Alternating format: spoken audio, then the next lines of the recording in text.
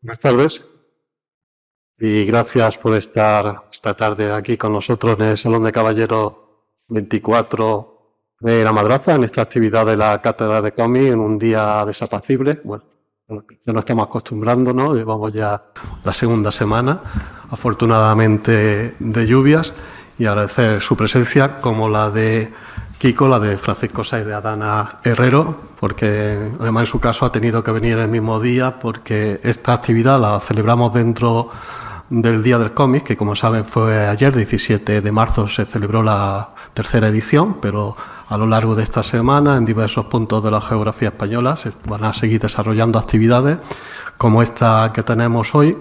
Y él, como director de la Cátedra de Investigación y Cultura del Cómic de la Universidad de Alcalá, ayer tuvo un acto de inauguración de una exposición en colaboración con el Ministerio de Cultura sobre, creo que es titula Lo mejor del siglo de oro, de Kim Miura, una relación ahí entre ilustración y literatura, en este caso del siglo de oro, y no ha podido venir hasta el día de hoy, con lo que ha hecho un esfuerzo extra, ¿no? En el sentido de que ha tenido que programar con este poco intervalo de tiempo el venir a Granada y no, como suele ser habitual, llegar el día de antes. Esta es una actividad que, como les comento, lo realizamos dentro del Día del Cómic y del TVO.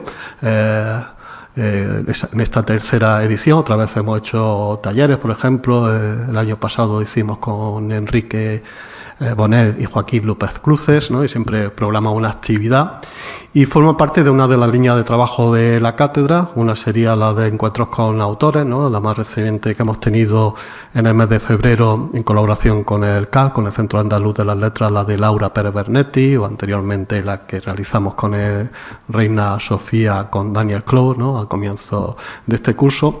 Y otra línea de programación más en torno a trabajos académicos, ¿no? Conferencias de carácter académico en relación con la historia y el lenguaje del cómic, que es en este caso la conferencia de Kiko Saiz de Adana, donde se enmarca, ¿no? Una conferencia, la del cómic de prensa de los Estados Unidos como medio de comunicación de masa, que impartida por él, es contar con el mayor especialista, como ahora diré, en algunas de sus publicaciones, que además me he traído también algunas de ellas para que puedan conocerlas si no la conoce, y invitarle a su lectura. Pero él lleva una línea de investigación en torno al cómic estadounidense pues desde aproximadamente la década y media, creo que más o menos. Quizás lleva un tiempo más o menos similar al mío, ¿no? De dedicación a la investigación en el cómic, porque en su caso es catedrático de la Universidad de Alcalá, del Departamento de la Computación, ¿no? De Ciencias de la Computación, ¿eh? Y bueno, ocurre a algunos investigadores universitarios, como estoy pensando también en Álvaro Pons, que viene del campo de la óptica, Kiko del campo de la ciencia de la computación. En mi caso puede ser de un ámbito más cercano, pero donde también el cómic tiene una presencia del todo tampoco asentada, ¿no? Por ejemplo, en los programas de los grados, como de Historia del Arte, ¿no? Que es el departamento que yo pertenezco, y tampoco fue mi primera línea de investigación, sino una línea que se sumó a otra que yo dedico a la historia del urbanismo. Y es verdad, ¿no? Que la universidad se va renovando esta línea con la incorporación de jóvenes investigadores. Estoy viendo aquí a Anabel Guzmán, que nos va a acompañar en el mes de mayo en una conferencia que dará de una temática de su tesis doctoral dentro de lo que es el contexto de la Feria del Libro. Nos hablará de dibujantes de cómic humográfico en los inicios, cambio de siglo, ¿no? Cambio de siglo XIX y XX, que ha sido la temática de su tesis doctoral, y por tanto hay nuevas generaciones que se van incorporando ya con línea de investigación claramente dedicada al cómic. En el caso de Kiko y mía, pues él en principio de un ámbito alejado, se supone, aunque cada vez el ámbito del cómic está más involucrado con todas las áreas de conocimiento. De hecho, ahora haré alguna mención en ese sentido. Pues ha realizado una segunda tesis doctoral y ahora mismo pues dirige la cátedra de investigación y cultura del cómic en la Universidad de Alcalá. Hay 3 cátedras, ya lo he mencionado en alguna intervención mía anterior y en el texto que dedico en el libro blanco a la presencia de la Universidad del cómic en la universidad, pues hablo de la presencia de estas 3 cátedras, la primera que se creó, la que dirige Álvaro Pons en la Universidad de Valencia, y la de Alcalá de Henares y la de la Madraza, la de Cátedra de Cómic de la Madraza, surgieron al mismo tiempo, al inicio del curso 22-23, ¿no? Ya tiene unos 2 años y medio de existencia, ¿no? Él imparte una asignatura de cómic, historia, análisis y tecnología dentro del grado de comunicación audiovisual. También, no sé si conocen un máster de la UNIA, de la Universidad Internacional de Andalucía, sobre medicina gráfica, donde también es docente, ¿no? Un máster donde por eso estaba hablando de la relación cada vez más ampliada del cómic con otras áreas de conocimiento, no solamente de la creación artística, de las artes visuales, sino de las ciencias experimentales, o en este caso de la salud, donde se explora el cómic como recurso en la divulgación entre paciente y el profesional de la ciencia salud, o entre ellos mismos, ¿no? Y este es un máster que yo creo que ya va también por la 3ª edición, me parece, o la 4ª, se ha convocado ya, ¿no? Se está celebrando. Y eso en cuanto a su docencia, que esta asignatura que he mencionado de historia del cómic, análisis, tecnología, es de reciente creación, de este mismo curso, le está impartiendo en este momento, ¿no? También esa inserción del cómic dentro de la universidad, en cuanto a la presencia, ¿no?, de asignaturas dedicadas a diversos aspectos, perspectivas del cómic, en este caso desde esa perspectiva más histórica. Y en cuanto a publicaciones, yo voy a destacar 2 de ellas porque tiene numerosos artículos y capítulos de libros publicados a nivel nacional o en revistas internacionales, sobre todo del ámbito anglosajón, estadounidense, pero quiero señalar 2 publicaciones suyas que tienen claramente como objeto el ámbito de la conferencia que nos reúne esta tarde. Una primera fue una historia del cómic norteamericano que publicó el libro de la Catarata, también en coedición con la propia Universidad de Alcalá, del Instituto de Estudios Norteamericanos Benjamin Franklin, de que Kiko fue director, ¿no?, en años pasados, 2019 a 22, ¿no?, que es un instituto dedicado a los estudios de la cultura norteamericana en la Universidad de Alcalá de Henares, y aquí hace un estudio sobre el cómic a partir de los formatos, primero el que nos va a interesar hoy, el de los cómics de prensa, tanto de la Sandy Page, ¿no?, de las páginas dominicales, como las de las daily, ¿no?, las tiras diarias, y por tanto la génesis y el origen del cómic como medio de masas, ¿no?, porque está claramente esta concepción que tenemos del cómic como medio de masas, lo tenemos que relacionar con esa inserción dentro de la prensa estadounidense de los muy últimos años de finales del siglo XIX, con una serie germinal como es Yellow Key, ¿no?, a partir de 1895-96, y todas las maravillosas series de las que nos va a hablar hoy Kiko, y de las que yo mencionaré alguna también por una labor singular que también realiza en el presente. Aquí analiza también el comic book, ¿no?, el formato del comic book, y es una obra de referencia, por tanto, para acercarse al cómic en Estados Unidos desde finales del siglo XIX y a lo largo del siglo XX, y con referencias también a la actualidad. Y una obra también, un libro, una monografía que está derivada de su segunda tesis doctoral, ¿no?, porque la primera tiene que ver con el electromagnetismo computacional, y esta segunda ya insertada en el ámbito del cómic, una universidad que defendió en 2019, la Universidad Pompeu Fabra, ¿no?, que el título exacto es una crónica diaria en viñetas, producción, recepción, ideología y dinámicas sociales en los Estados Unidos a través de Terry y los piratas, y de ella derivó esta publicación de diálogo.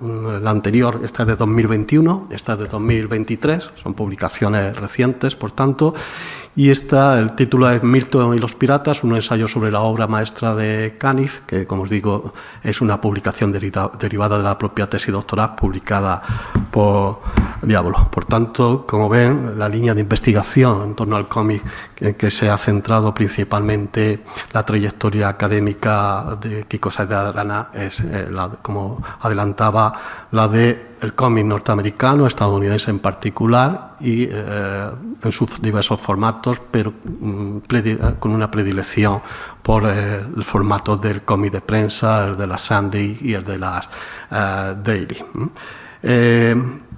También quiero destacar su faceta editorial.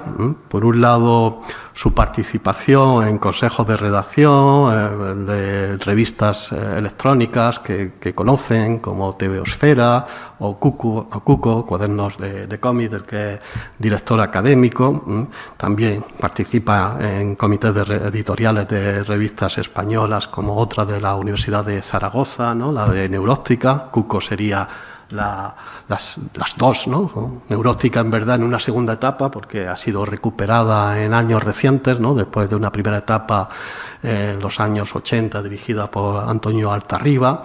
Y en el caso de Neuróptica, de esta revista de la Universidad de Zaragoza, y Cuco, cuadernos de cómic, que está, como digo, académicamente dirigida por Kiko, ¿no? Y después también quiero destacar, dentro de esa labor editorial, una iniciativa también muy relevante y muy loable, como es la de fundar la Ediciones Marmotilla. Si conoce la Ediciones Marmotilla, las publicaciones que realiza, lleva una línea muy especializada precisamente en la publicación de estudios académicos del cómic. Por un lado, tesis doctorales, que pueden quedar inéditas si no existe iniciativa de este tipo, aunque afortunadamente va surgiendo otras también más incardinadas dentro del ámbito universitario, porque Ediciones Marmotilla es una editorial privada, pero como saben, por ejemplo, la Universidad de León tiene también creada una línea grafiquilismo, ¿no?, de una línea especializada en el ámbito del cómic. Y en el caso de Ediciones Marmotilla, pues situarles un poco en la línea de edición que lleva a cabo, pues como digo, tesis doctorales, como por ejemplo quiero destacar la de Raquel Crisóstomo, la de Ratones y Héroes, una aproximación cultural a Maus, o una que tuvimos una presentación muy recientemente en este mismo curso en Granada, en el mes de noviembre, durante la celebración del Salón Internacional del Cómic de Granada, en la Fuente de las Batallas, en la carpa de la Fuente de las Batallas, se presentó también una tesis reciente, como la de Marica Vila, la de Desocupar las voces de las autoras en el cómic español, una tesis hecha en este caso por una relevante autora, ¿no?, del cómic español. A mí me sorprendió, ¿no?, ver que Marica Vila, ¿no?, porque es una autora ya veterana, ¿no?, pues ha dado este paso, ¿no?, de defender su tesis doctoral, ¿no?, en el ámbito universitario, y con una temática tan relevante, ¿no?, como el tratar las autoras del cómic, no solamente de su generación, sino también de generación más reciente, ¿no? Y bueno, libros de Roberto Bartual, diversos, de Antonio Altarriba, de Rubén Varillas, ¿no? Ya se ha conformado ahí un catálogo dentro de la editorial Marmotilla relevante. Y por último, también en relación con la labor editorial, pero en este caso más con la traducción, también quiero destacar, porque es algo que a Diablo Ediciones y a Kiko hay que agradecer, algo que los aficionados del cómic siempre echábamos de menos, porque era muy limitado su presencia en el ámbito editorial español de recuperación de los clásicos del cómic de prensa, ¿no?, de lo que vamos a tratar en la conferencia de Kiko Saedadana de hoy.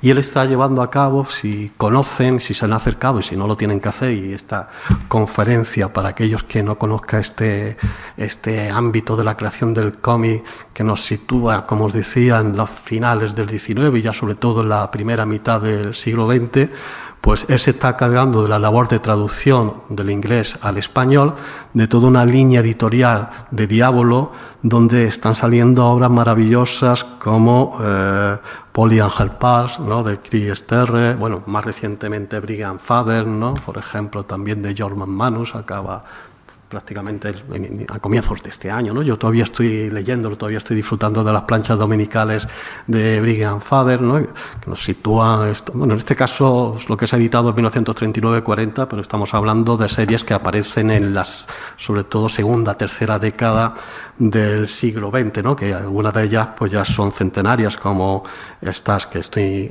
mencionando, ¿no?, o otra tan maravillosa como Liane de Al Cap, ¿no? Que se ha publicado ya 4 tomas en este caso y espero que siga editándose, ¿no? Ahora después si quieren nos comenta algo en ese sentido también, ¿no? Ya se ha editado el periodo de 1930 a 1942, ¿no? Y de Gasoline Alley también, ¿no? De Frank King también, ¿no? Que en este caso lo que ha salido es un tomo, un único tomo de selección de planchas, de periodo 1921-1934, un cómic experimental, ¿no? Un cómic de prensa de páginas dominicales a gran tamaño, muy bien editados, como les digo, por Diabolo y con la traducción de Kiko, que son un verdadero deleite, ¿no? Y disfruté poder recibir cada vez que ese Diablo anuncia, ¿no? Yo recibo con alborozo el conocimiento de que sale y espero que sigan saliendo más, ¿no? Hay tantas, ahora nos podrá hacer esta panorámica Kiko, hay tantas series que empezaron, muchas de ellas, de las que he mencionado últimamente, suelen aparecer en el formato segundo de la prensa americana, ¿no? Que es el de las dailies. Primero aparecieron las páginas dominicales encartadas, ¿no? Los domingos, muchas veces ya a través de de New York World o del New York Journal, ¿no? De Pulitzer, de Hill, aparecían primero dentro del propio periódico, pero después ya rápidamente surgieron ya como revistas, ¿no? En el que se iban encartando pues todas estas maravillosas series que afortunadamente hoy se están recuperando y que prácticamente eran inéditas en el mercado español. En algunos casos pues de Brigand Father a lo mejor había salido algunas páginas dominicales, pero otras prácticamente estaban inéditas. Gasoline y Liane, pues yo creo que alguna vez he leído alguna entrevista tuya de que la historia del cómic, que, por ejemplo, que todos tenemos, ¿no? La que se fue editando en fascículos, los 48 fascículos de Joseph Totain, pues fue un poco acercarnos, ¿no? A ese mundo desconocido. Bueno, le dejo con Kiko Sáez de Arana, que seguro nos va a deleitar con la conferencia donde va a hablar de estos cómics que son esenciales para comprender su consideración de medio de masas en el siglo XX. Muchas gracias, Ricardo, por la exhaustiva presentación y muchas gracias por invitarme aquí. La verdad es que es un lujo estar dando una conferencia en este entorno tan maravilloso y muchas gracias a todas y a todos ustedes por acercarse aquí esta tarde en un día lluvioso, que los que somos del norte no nos choca tanto, pero que entiendo que aquí pues cuesta un poco más acostumbrarse a la lluvia continua. De hecho, ahora ya vivo ya más en el centro de España y me cuesta también lo de la lluvia, ya me he acostumbrado a que lleva poco. Bueno, vamos a hablar efectivamente, como bien ha comentado Ricardo, del cómic de prensa en los Estados Unidos. Sobre todo lo que me interesa es el impacto que tenía, el impacto popular en un determinado momento como medio de comunicación de masas. Y empiezo mostrando primero una imagen a la derecha para que entendamos un poco el objeto principal de estudio, que es estas tiras de prensa, que yo creo que más o menos todos conocemos. Entiendo además que si habéis venido a una charla sobre cómics, más o menos conocéis, aunque no haya aquí gente que no tenga tanto esta tradición estadounidense, pues quien más quien menos conoce Mafalda o conoce Peanuts, Carlito y Snoopy. Pero lo que me interesa mostrando esta imagen, aunque no se vea del todo bien porque está sacada de un periódico estadounidense de la época, es que en Estados Unidos estas tiras se publicaban en el periódico. A veces en algunos periódicos es verdad que como una página separada que recogía todas las tiras, pero muchas veces dentro de una página del periódico, diseminadas en diferentes páginas del periódico junto a las noticias de esa época, y creo que esto va a ser muy importante en lo que voy a contar después. Y empiezo un poco desde atrás, empiezo casi con un spoiler, ¿no?, de qué quiero decir con medio de comunicación de masas. Y esta es una lista que aparece en un libro que se publica en el año 1946, es decir, esta lista es de ese año, posterior, inmediatamente después de la Segunda Guerra Mundial. Aparece en un libro que se llama While You Were Gone, que era un libro que se publicó en Estados Unidos para contarles a los soldados que volvían de la Segunda Guerra Mundial lo que había pasado en Estados Unidos durante la guerra. Por eso, mientras estabais fuera, ¿no? Mientras estabais fuera, ¿qué había pasado? Y era un libro donde se recogían diferentes capítulos, en principio encomendados a personas con buena reputación en sus diferentes campos, para cubrir todos los campos importantes que consideraba la sociedad estadounidense que debían saber esos soldados cuando volvieran, ¿no? podemos pensar. Había un capítulo dedicado a política, había un capítulo dedicado a economía, había un capítulo incluso, para que veamos lo importante que era la sociedad de Estados Unidos, dedicadas a temas raciales. Y había una parte relacionada con la cultura, ¿no? Porque también es parte importante de la sociedad. Y dentro de la cultura, pues estaba el cine, por supuesto, estaba la literatura, estaba la música y estaba el cómic, ¿no? Esto ya nos está diciendo algo importante, la consideración que tenía el cómic dentro de la cultura estadounidense en esa época. Es un capítulo que encomiendan a Milton Caniff, un autor que tenía una reputación importante en ese momento, por algo que comentaré posteriormente. Y él lo que intenta es hacer un recorrido de lo que ha pasado en los cómics, ¿no?, durante la Segunda Guerra Mundial para los soldados, pero lo que me interesa a mí en este punto es que publica una lista con los cómics más leídos en ese momento, en el año 46. Milton Caniff era autor, para quien no lo sepa, de un cómic llamado Terry y los piratas, por eso pone en el puesto 5 Mi propio Terry. Y aquí aparece esta lista de los 10 más conocidos. Curiosamente, además, algunos de ellos no son precisamente los cómics que más reconocemos ahora, ¿no?, como cómics famosos de esa época, ¿no? Aparece Joe Palooka, que es un cómic que no se ha reeditado mucho, o Moon Mullins, o cómics que no son muy conocidos ni siquiera por los comiqueros, pero lo que me interesa sobre todo son las cifras, ¿no? El cómic más leído tenía 40 millones de lectores, cómics que se publicaban diariamente, 40 millones de lectores diarios. Y en esos 10 pues llegábamos hasta los 26 millones de lectores. Cifras que son, hasta donde yo sé, bastante fiables, porque había muchas encuestas y muchos trabajos para ver, igual que en un determinado momento cuando la televisión era un medio muy importante, ahora también, pero quiero decir que ahora igual tiene menos relevancia en los estudios de audiencia porque hay un consumo muy diversificado en plataformas, pero cuando solo teníamos el consumo de televisión, pues el estudio de audiencia de cada día era muy importante, pues eso también se hacía con los periódicos y con los cómics. Por poner de manifiesto un poco estas cifras, bueno, creo que todos conocemos un poco el tamaño de la sociedad estadounidense, pero a mí siempre me gusta poner un ejemplo de hoy en día, y solía poner el último episodio de Juego de Tronos, pero creo que se ha quedado ya un poco anticuado. Y en junio del año pasado yo estaba viendo las finales de la NBA por la televisión, las estaba viendo en la edición, o sea, la retransmisión española, y el comentarista español dijo que había una preocupación en la NBA porque había habido una caída de audiencia en los últimos años, pero sin embargo estaban muy contentos porque ese año había subido la audiencia de las finales de la NBA, y hablaba de una audiencia de 16 millones de espectadores. Con esto no quiero decir, evidentemente, leía más gente el cómic en esa época que ahora ven las finales de la NBA, aunque sea cierto. Evidentemente la oferta era mucho menor y lo que tenemos ahora pues es un panorama mucho más amplio. Lo que quiero decir es que si 16 millones de espectadores hacen mover a la NBA el dinero que mueve la NBA, pues imaginemos que lo que pasaba con 40 millones de lectores o con 30 millones de lectores, ¿no? Y esto es algo que veremos desarrollado. Pero ¿dónde empieza todo esto? Pues empieza, en cierta manera, con The Yellow Kid. Y empieza con The Yellow Kid, y aquí ya expertos en cómic que no se rasguen las vestiduras, porque no estoy diciendo que The Yellow Kid sea el primer cómic de la historia, como se dijo durante mucho tiempo, que eso es algo que ya está muy superado. Llegamos a Europa con el tema Topher. Si nos quedamos en Estados Unidos, hay cosas anteriores a The Yellow Kid que podemos considerarlas cómic, protocómic o lo que queramos considerar. No es un tema que me interese mucho, pero sí que es cierto que The Yellow Kid lo que hace es establecer la importancia del cómic como medio de atracción en el periódico, y a partir de ahí que se produzca el desarrollo de una industria. The Yellow Kid aparece en un periódico que se llama The New York World, que está dirigido por Joseph Pulitzer, y aparece en realidad en el año 1895, como bien ha dicho Ricardo, en forma de algo que no sé si lo podemos denominar cómic o no. Aquí estando Sergio García me da un poco de apuro hablar de diferencias entre cómic e ilustración,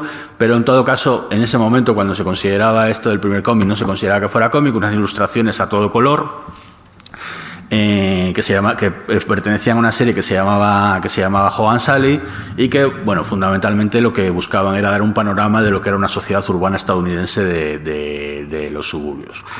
Bueno, ¿dónde aparecen? ¿En qué entorno aparecen? Aparecen realmente los domingos en unas páginas a todo color, páginas que se denominarán páginas dominicales por esa publicación en domingo, insertas, en este caso no es lo que he mostrado antes, están en el periódico pero como una separata, ¿no? Un suplemento dominical a color para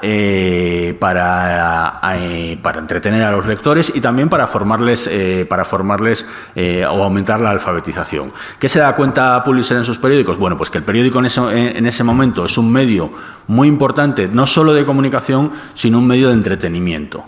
Un medio de entretenimiento a lo largo de todos los días, pero especialmente el domingo, cuando la familia tiene más tiempo, cuando la familia se reúne y hay que ofrecer contenidos para todos los miembros de la familia, ¿no? Hay que pensar, final del siglo XIX y durante prácticamente todo lo que voy a hablar en esta charla, una estructura familiar muy heteropatriarcal, con el padre trabajador, la madre ama de casa y los niños pues que van al colegio.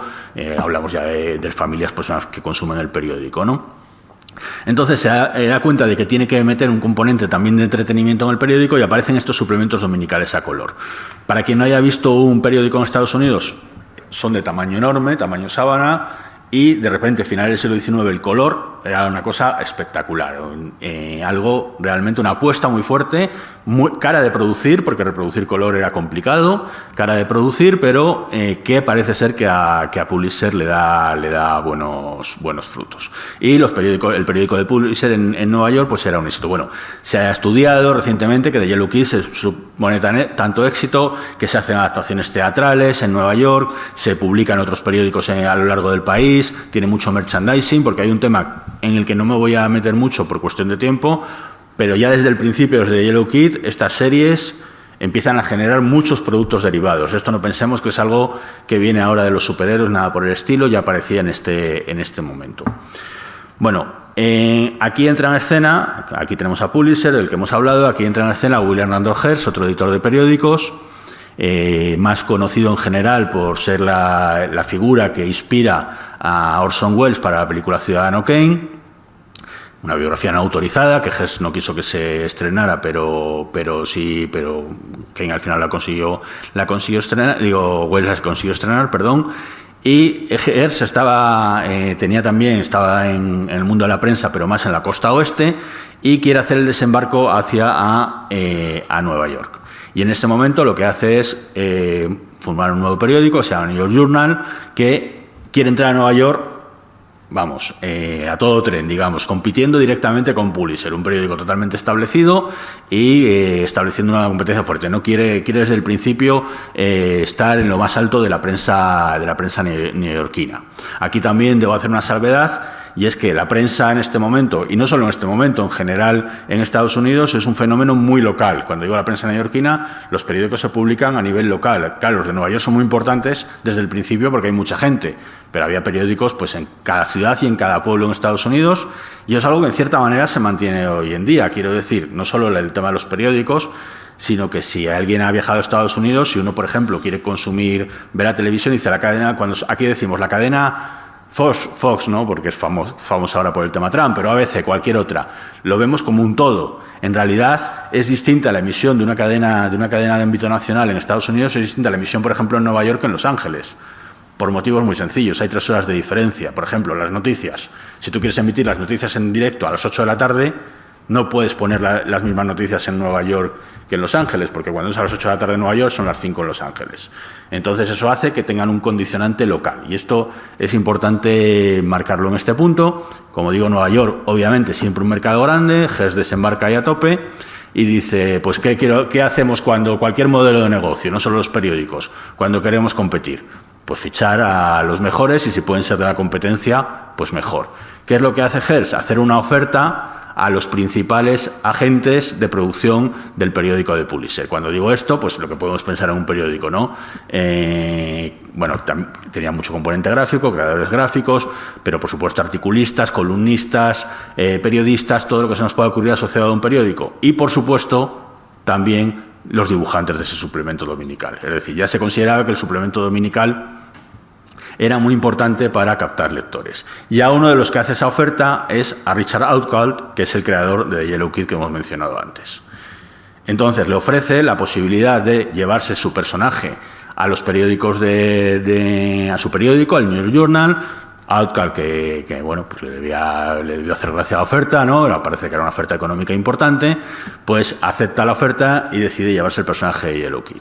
Y aquí empezamos también con ya desde muy pronto esta idea de la importancia del cómic en la prensa.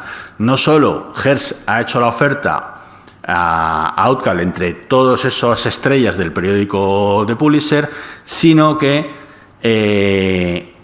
Pulitzer contraataca y dice, muy bien, tú Richard Outcal, eres una persona libre, puedes aceptar la oferta, te puedes ir, pero el personaje de Yellow Kid lo has creado para mi periódico y ese personaje es mío. Entonces pone una denuncia por la propiedad del personaje. Estamos hablando de finales del siglo XIX, el tema de la propiedad intelectual, derechos de autor y eso pues estaba en desarrollo. Entonces Pulitzer decide poner una denuncia diciendo que por la propiedad del personaje. Hay un juicio en Nueva York, que en muchos sitios leeréis que como consecuencia de él aparece el término de periodismo amarillo por el tema del camisón amarillo del personaje. Parece que recientes investigaciones dicen que ese término ya estaba acuñado anteriormente. Sea como sea, en cualquier caso, el juez toma una decisión salomónica en ese momento de falta de legislación en esa época y dice la cabecera Hogan Sally es de Pulitzer y se tiene que quedar en los periódicos de Pulitzer, pero el personaje Yellow Kid lo ha quedado a Outcal y se lo puede llevar consigo. Ojo, cuando dice que la cabecera Hogan Sally es de Pulitzer, dice la cabecera con todo lo que tiene, incluido de Yellow Kid. Y durante un tiempo, 2 o 3 años, se estará publicando simultáneamente de Yellow Kid en los dos periódicos. Pulitzer contrata a otro autor, Josh Lux, para que siga haciendo Hogan Sally, donde aparece Yellow Kid, y en los periódicos de Hearst, en el New York Journal, aparece McFadden's Row of Flats, que es otra serie con unas ilustraciones a todo color los domingos, donde aparece el personaje también de Yellow Kid. Es decir, ya tenemos esa idea del personaje como un elemento importante que atrae compradores de periódicos y que los editores se pelean por él. Bueno, además, la apuesta de Hearst por The Yellow Kid será superior y introducirá también una nueva serie llamada específicamente The Yellow Kid, donde aquí ya es donde cuando se decidió por unos expertos en Italia que The Yellow Kid era el primer cómic, cosa que ya digo está superada, ya se sustituye esa ilustración a toda página por pequeñas narraciones secuenciales normalmente de 5 o 6 viñetas, donde pues ya tenemos algo más similar a lo que ahora entendemos como cómic. Pero bueno, tema de lenguaje no me interesa demasiado, me interesa la idea de la apuesta de los editores por el personaje Yellow Kid, la apuesta de los editores por el cómic. Claro, estamos hablando de ofertas, de demanda, de contratos, etcétera, de juicios por la propiedad. Estamos hablando de una industria. Estamos hablando, el tema creativo será importante, pero el tema industrial también. Entonces, ¿qué sucede en todas las industrias del entretenimiento en general y pasará en el cómic? Cuando algo funciona, se imita. Y entonces, los suplementos dominicales empezarán a expandirse en la prensa de Estados Unidos, y dentro de esos suplementos dominicales será muy importante la ilustración y el cómic, y dentro de esos cómics será muy importante el cómic para niños. O más bien, es decir, matizando, el cómic con niños, porque también otro tema importante es que la mayor parte de estas series de esta época, incluyendo Yellow Kid, no eran series específicamente dirigidas a un público infantil. Estamos hablando que había un protagonismo infantil porque uno de los objetivos era ese público infantil que los domingos sí podía leer los suplementos, pero la idea es que llegaran a toda la familia, ¿no? Y si uno ve las historias de Yellow Kid, ve que hay varios niveles. Y si uno profundiza un poco más, ve que de Yellow Kid, por ejemplo, aparecían anuncios de tabaco, por ejemplo, ¿no? Que incluso en el siglo XIX ya no era considerado algo infantil. Entonces son claramente personajes, en cierta manera, para todos los públicos. Entonces, aparecen muchas series con niños. No es mi idea hacer un catálogo de series en esta charla, porque serían muchas y es imposible, y algunas de ellas que ni siquiera conocemos ahora. Pero bueno, quiero mencionar algunas. Sobre todo me interesa, por ejemplo, el caso de The Katzenjammer Kids, que es una serie muy reconocida, es una serie que se sigue publicando hoy en día, es la serie más larga de la historia yo diría del cómic, pero por lo menos del cómic estadounidense seguro. que es la típica historia de dos gemelos traviesos, que viene de la tradición de Max and Moritz de Alemania y que en España pues tenemos en Zipizape.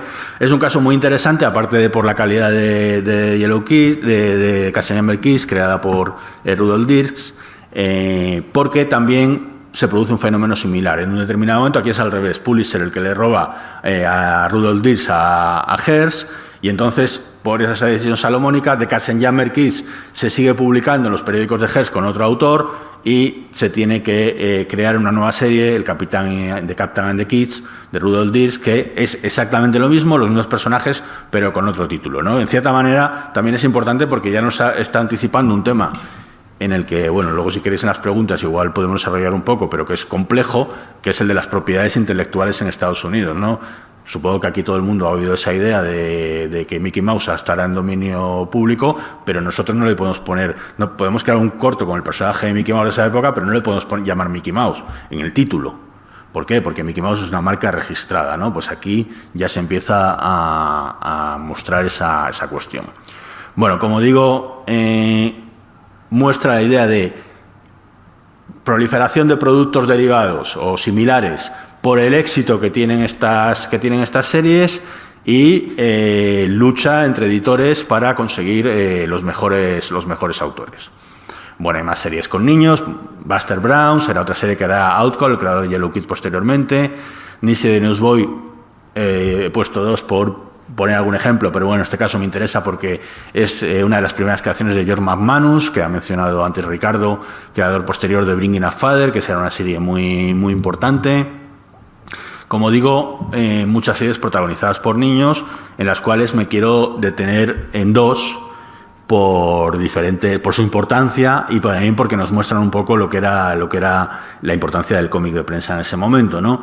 Por un lado, Little Nemo, que es una serie muy, muy reconocida hoy en día como una de las series importantes de la historia del cómic en Estados Unidos, creada por Winsor McCay, que por otro lado, al mismo tiempo que estaba desarrollando Little Nemo, estaba desarrollando también la animación en Estados Unidos. Hay quien dice que es el padre de la animación estadounidense. Bueno, ya digo, lo de los primeros siempre es discutible, pero bueno, es una serie muy interesante y que es fácilmente encontrable hoy en día porque se ha reeditado, totalmente. Hay reediciones totales y reediciones parciales, y es una serie muy interesante porque juega mucho con el lenguaje del cómic, con las posibilidades que tiene el cómic como medio y las posibilidades narrativas a través de una idea muy sencilla, ¿no? Un personaje, un niño, seguimos con niños, que al principio de la página dominical se va a dormir, tiene un sueño que le lleva a un mundo mágico de Slumberland y luego al final se despierta. Al principio, y esto es importante mencionarlo, son historias que empiezan y concluyen en ese domingo. Es decir, normalmente estas páginas dominicales tenían una continuidad en los personajes, es decir, teníamos una historia de Little Nemo cada domingo en el periódico, pero no tenían una continuidad en la historia. Cada sueño era distinto. Es verdad que en Little Nemo será uno de los primeros que introducirá una continuidad y habrá algunas historias que se prolongarán durante varias páginas dominicales, simplemente con la idea de que Little Nemo, cuando se va a dormir, retoma el sueño donde lo dejó el domingo anterior. Me interesa mucho esta serie por esta idea del desarrollo del lenguaje, pero también a este nivel artístico me interesa mucho de Kinder Kids, porque claro, cuando decimos era algo industrial, algo de producción que leían muchos lectores, a veces siempre hemos tenido esa idea de la pelea entre lo popular y lo artístico, ¿no? Pues para que veamos que aquí esto también se tenía en cuenta, no solo el ejemplo de Little Nemo es paradigmático en ese caso, sino también el de Kinder Kids. Que Kinder Kids es la creación de Lionel Feininger, es verdad que dura unos pocos meses en el periódico, en el Chicago Tribune, y Feininger es un autor alemán, no es estadounidense. Cuando estaba produciendo Kinder Kids no vivía en Estados Unidos porque él en realidad despreciaba bastante la cultura estadounidense. Curiosamente, luego a lo largo de su vida acabaría viviendo en Estados Unidos huyendo del nazismo, pero en este momento, todavía años 10, eso estaba lejano, y él era un más o menos, por lo menos, pujante pintor en Alemania y también ilustrador. Bueno, pues ¿cómo llega él al cómic en Estados Unidos? Porque el editor del Chicago Tribune hace un viaje por Europa para captar autores para los cómics. Es decir, Era tan importante el cómic que la caza de talentos llevaba incluso a los editores a Europa. Y, ya digo, Feininger, una persona que en principio despreciaba la cultura estadounidense, acepta trabajar en los cómics. Todo lo que sabe esa época es un poco difuso, pero parece ser que hay dos motivos. Uno, la libertad que le dejaban, es decir, que sintió que podía desarrollarse artísticamente, pero otro también, la oferta que le hizo el editor. Es decir, el dinero que podía ganar sin moverse de Alemania, luego estuvo también un tiempo en Francia, desde Europa, produciendo estos cómics para Estados Unidos, le compensaba sobradamente, le permitía vivir muy bien y por eso aceptó esa oferta. Me interesa también otro aspecto de estos dos cómics que menciono, y es la idea de que tenían esta idea artística de que había una relación con otros medios artísticos de la época. He puesto aquí de Little Nemo, con la animación es claro, pero por ejemplo con la arquitectura en muchos episodios pues aparecen en este mundo mágico elementos arquitectónicos que estaban en fuerte desarrollo en el Estados Unidos de ese momento, o incluso el propio Feininger en su propia obra pictórica posterior, pues se notará esa influencia de su producción en cómic anterior. Es decir, que aunque fuera un medio de entretenimiento y un medio popular, no perdía de vista esa componente artística. Y en este caso, el ejemplo más paradigmático es una serie también muy conocida hoy en día, que es Crazy Cat. Crazy Cat también es una serie que, bueno, más o menos se ha reeditado. Ahora hay una edición española excelente de La Cúpula. Y para que veamos el reconocimiento artístico que tiene Crazy Cat, la primera exposición de cómic que se hizo en el Museo Reina Sofía estuvo dedicada a Crazy Cat hace unos años, justo prepandemia. Y Crazy Cat es un buen ejemplo de esta idea del equilibrio que intentaba encontrar el cómic en esta época entre lo industrial y lo artístico, ¿no? Crazy Cat es una obra de George Herriman. Ahora hablaré un poco de George Herriman, donde realmente, bueno, se ha definido como surrealista, se ha definido de muchas maneras. Creo que es bastante indefinible, ¿no? Lo que hace Herriman es expresar con total libertad pues lo que sus ideas artísticas, ¿no? Para eso Crazy Cat es una serie que sucede en el condado de Coconino, en Arizona. Pues era un espacio abierto donde veraneaba Herriman. En realidad se toman muchas libertades porque mezclan muchos elementos que ni siquiera están cercanos geográficamente. Y es un triángulo. Es muchas cosas, pero la historia principal, si la contamos, si alguien dice escribe argumentalmente Crazy Cat, costaría mucho, pero si hay que hacerlo, podríamos hablar de un triángulo entre un ratón, un gato y un perro, ¿no? Donde el gato está enamorado del ratón, pero este le desprecia, y ese muestra de desprecio es lanzarle un ladrillo a la cabeza. Entonces el perro a su vez está enamorado del gato, y como reacción a ese lanzamiento de ladrillos, pues como el perro es policía, pues le encierra en la cárcel, ¿no? Y esto sucede muchas veces. Claro, contado así, pues pierde muchos matices. No solo los matices artísticos, sino matices de la libertad de Crazy Cat. ¿Por qué? Porque, claro, he tenido que decir gato, tenía que tomar una decisión, porque cat realmente es una palabra que en inglés pues no tiene género. Y puede ser gato o puede ser gata. Y la cuestión es que Crazy Cat, que en español muchas veces se tradujo como la gata loca, quizá por esta idea del triángulo amoroso, a veces no te queda claro cuál es su género, y a veces se comporta como si fuera masculino y a veces se comporta como si fuera femenino. Entonces tenemos no solo un triángulo amoroso, sino que casi la primera muestra de sexo fluido de la historia, ¿no? Y bueno, pues esta página a mí me gusta mucho, la analiza muy bien José Manuel Trabado en su obra Antes de la novela gráfica, porque muestra pues esas cosas que hacía Herriman, ¿no? La idea de todo lo que he contado del lanzamiento del ladrillo, etcétera, pues contarlo a través del dibujo. Es decir, el ratón se dibuja a sí mismo, dibuja un ladrillo, dibuja a la gata, vamos a decir, o al gato, lanza el ladrillo, y claro, el perro solo puede meterle en la cárcel a través del dibujo, porque no ha pasado nada, ¿no? Estamos hablando ya de en estas primeras muestras del siglo XX, pues hablar de metalenguaje, reflexionar en torno al medio del cómic, muchísimas cuestiones que aparecen en Crazy Cat.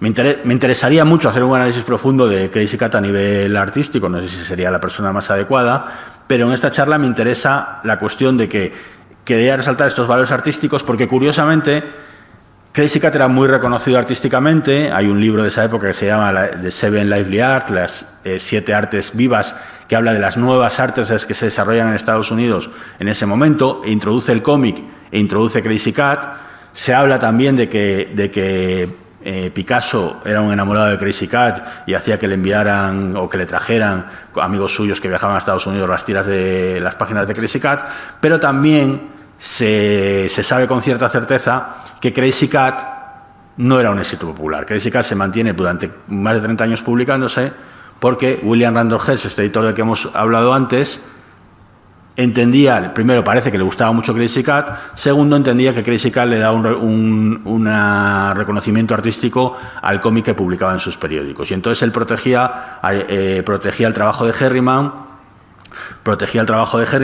este es George Herriman en esa época, un autor, además, que no lo he comentado anteriormente, pero voy a decir en este momento, que era de raza negra, con lo que eso suponía en ese momento. Él en realidad esto lo escondía, llevaba este sombrero siempre para ocultar su pelo de rasgos afroamericanos, y él, como era raza negra, pero digamos tenía un color un poco más suave, pues siempre se hablaba de que era un autor de ascendencia mediterránea, ascendencia griega. En todo caso, Hearst mantuvo siempre Crazy Cat publicado en sus periódicos como idea de una serie que le daba reconocimiento artístico, aunque su reconocimiento popular no fuera muy grande. Es decir, que había, por supuesto, series que movían muchos lectores, en las cifras que hemos visto antes, pero series que estaban también por considerarse el cómic un medio artístico.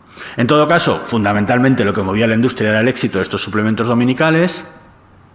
Me he metido ya en una época donde convivía con otro medio, pero si nos retrotraemos otra vez al principio del siglo XX, pues estamos en una situación de que los suplementos dominicales están proliferando, tienen un éxito enorme, parece que el cómic vende, ¿no? Que el cómic ayuda a vender periódicos, que hay lectores que se compran el periódico por leer los cómics, que hay lectores que cambian de periódico por leer los cómics. Entonces, volvemos a lo mismo, a la lógica industrial. Si algo funciona, ¿por qué no ofrecer más, no aumentar la oferta? Bueno, pues el periódico parecía que era sencillo. Si estamos publicando suplementos dominicales, cómics en suplementos dominicales que tienen mucho éxito, en realidad nosotros estamos publicando periódicos de lunes a domingo. Estamos desaprovechando el periódico. Claro, no se podía en esa época publicar un suplemento dominical todos los días. Como digo, el color era muy caro de producir y probablemente el impacto hubiera sido mucho menor, porque en el día entre semana, pues el tiempo para leer el periódico era menor. Los periódicos eran más delgados porque el lector tenía menos tiempo. Incluso parte de ese público potencial muchas veces ni leía el periódico. El periódico típicamente lo leía el padre de familia, que lo compraba en su viaje al trabajo, si vivía en los suburbios o lo que sea, y a veces pues llegaba tarde a casa, los niños ya estaban acostados y los niños ya ni lo leían, o incluso su mujer pues ya estaba cansada, lo que sea, y a veces, es decir, a un consumo fundamentalmente, esto lo dirá también luego posteriormente Milton Caniff, por el tipo que compra el periódico. Repito, una sociedad muy heteropatriarcal. Pero en todo caso, hay lectores de periódicos. Los cómics son importantes, ofrezcamos cómics el resto de los días. Y aparece un formato que tampoco es que sea específicamente nuevo, que en muchos libros veréis que aparece con esta tira, con Matt and Jeff, de Buzz Fisher, en el año 1907, en los periódicos de San Francisco. La tira diaria, es decir, publicar cómics todos los días, de lunes a sábado, en blanco y negro, en forma de tira, 4 o 5 viñetas. Ahora aquí puede parecer más o menos pequeño, pero diga, también en un periódico grande pues era un tamaño importante, y que, como digo, pues aparezcan todos los días. Particularidades, aparte del tema de formato, que es evidente, ¿no? Que marca mucho, tenemos una cuestión que es importante también aquí considerar, y es que en general, en este momento, pese a que sean todos los días, las tiras no tienen continuidad de un día para otro. Es decir, la historia empieza en la primera viñeta y acaba en la última viñeta. A veces puede haber determinadas referencias, pero no hay una continuidad estricta. Sí en los personajes, no en las historias. Pero empieza a desarrollarse una cuestión que es muy interesante, que ya estaba en cierta manera, ¿no?, en el cómic de los suplementos dominicales, pero que aquí se acentúa un poco más. Y es por lo que os he querido mostrar la imagen del principio. La idea de que estas tiras están insertas en el periódico. Es una sección más del periódico y están junto con las noticias. Y entonces, la segunda idea que he comentado, y es que normalmente las va a leer el tipo que compra el periódico, el adulto. Entonces ya no tenemos que preocuparnos tanto porque el contenido sea específicamente familiar. Y es paradigmático el caso de Matanyev, porque desde muy pronto, en una de las primeras historias de Matanyev, hay un comentario de un juicio que se está haciendo en San Francisco a una institución de enfermos mentales, que hay un caso de maltrato que se denuncia y se comenta dentro de la tira de Matanyev. Es decir, habrá muchas ocasiones en que de una manera o de otra la tira diaria se permitirá, digamos, hablar de lo que está pasando en la sociedad en ese momento, y será un elemento fundamental de su éxito, que veremos que estallará posteriormente en muchas series, entre ellas en la obra del propio Milton Caniff. Pero, y ya digo, voy hablando como pasos lógicos, todo esto es un poco más complejo y claro, muestro como ejemplos muy claros de diferentes lugares. Hablamos de muchos periódicos, muchas ciudades, muchos pueblos. Era un fenómeno que se iba construyendo de modo orgánico. Pero por marcar un poco pautas, digamos, si pasamos del suplemento dominical a la tira diaria, pero a la tira autoconclusiva, si se demuestra que el cómic, y ya digo, se demostraba porque había estudios de hábitos de lectores, etcétera, publicados además por el gobierno, etcétera, que el cómic era importante, que la gente la consideraba una sección importante del periódico, hasta el punto de poder comprarse un periódico por los cómics, pues alguien puede decir, hombre, estamos perdiendo la posibilidad de enganchar a los lectores a través del cómic, ¿no? ¿Qué sucede? Que si yo me gusta Matanyev, pero si me pierdo un día tampoco pasa nada. Resulta que entra en juego otro nuevo editor, el coronel Patterson, un coronel porque había luchado en la Primera Guerra Mundial, que hereda junto con su primo dos periódicos, uno en Nueva York y otro en Chicago, el Chicago Tribune y el New York Daily News, que tenían su publicación de cómics, y a él desde muy pronto, él parece que no es que le interesaran mucho los cómics, pero sí que ve como mucho potencial en los cómics para el tema de los lectores y para transmitir determinados mensajes. Y entonces dice, bueno, por lo que él se fija mucho en los seriales cinematográficos, que en ese momento están en boga, seriales dramáticos del cine mudo, que lo que hacen es cada semana un episodio nuevo que continúa y va enganchando a los lectores. Y dice, hombre, si los cómics están atrayendo lectores, vamos a contar una historia continuada. ¿Por qué? Porque así obligo al lector a que tenga que volver a por el cómic al día siguiente.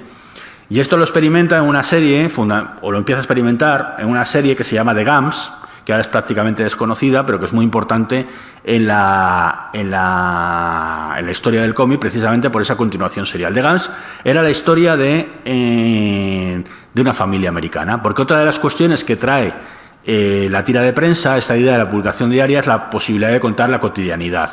Normalmente son historias, hemos pasado ya esas páginas dominicales muchas veces protagonizadas por niños, aquí hay historias de personas normales. Aquí no hay ningún héroe ni nada, de eso hablaremos luego. The Gams, de hecho, hay quien dice que una traducción más o menos sería los lelos, y era la manera en la que Patterson utilizaba para referirse a sus lectores. En todo caso, la historia de una familia que de nuevo también era más o menos humorística, con tiras autoconclusivas creadas por Sidney Smith, y Patterson decirle a Smith que empieza a crear una historia continuada para enganchar a los lectores. Y además él refuerza esa idea introduciendo secciones en el periódico, anuncios que dialogan con la tira. Aquí hay un anuncio de cuando un personaje de Gans, hablaré después, se va a casar, y anuncian el matrimonio dentro del periódico, para fomentar esa idea de la importancia del cómic para los lectores, ¿no? Crear publicidad en torno al cómic.